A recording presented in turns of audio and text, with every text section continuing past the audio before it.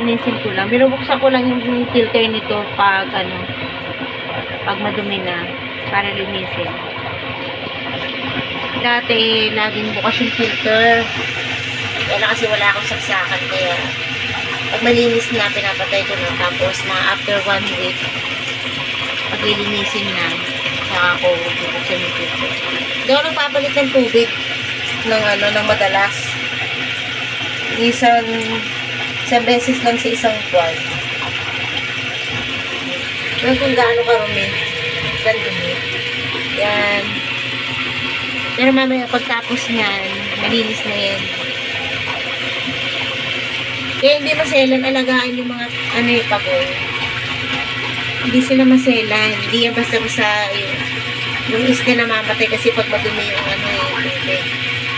Pero yung pagong hindi.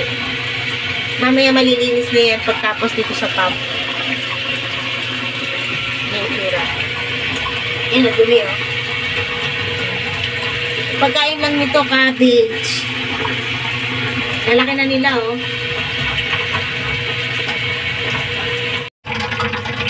Ayan na, malinis na.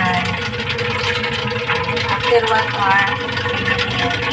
Ano yan, mas pa yan, mas lilinis pa yan.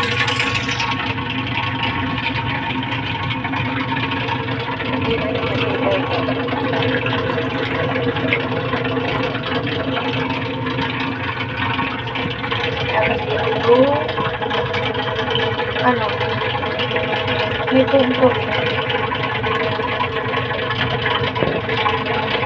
Lalagay mo na kanina ito yung itsura.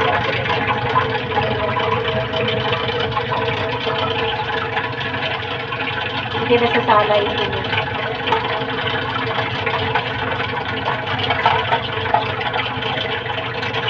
Hindi ako monthly nag-ano yung tubig yung papalit.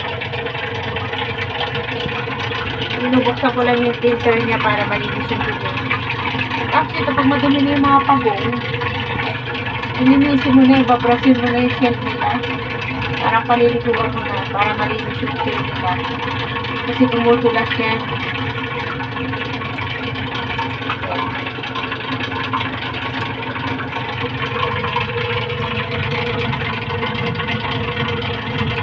Hindi naman ito bumabaho. Hindi yan mabaho. Mas magkakaalagaan ito kaysa sa isda eh. Kasi low in maintenance. Pag isda kasi, talagang kailangan mo magpalit ng tubig. Ito hindi lagi. Nasa palit ko nito siguro ano ba? 2 buwan na yata. Basta may filter ka lang. Para hindi talaga, bubuli. Saka hindi babaho. Pinakain nito cabbage. Repolyo. Hindi ko na pinakakain ng pellets kasi yung pellets, parang hindi na sila nabubusog kasi masyado na silang malaki.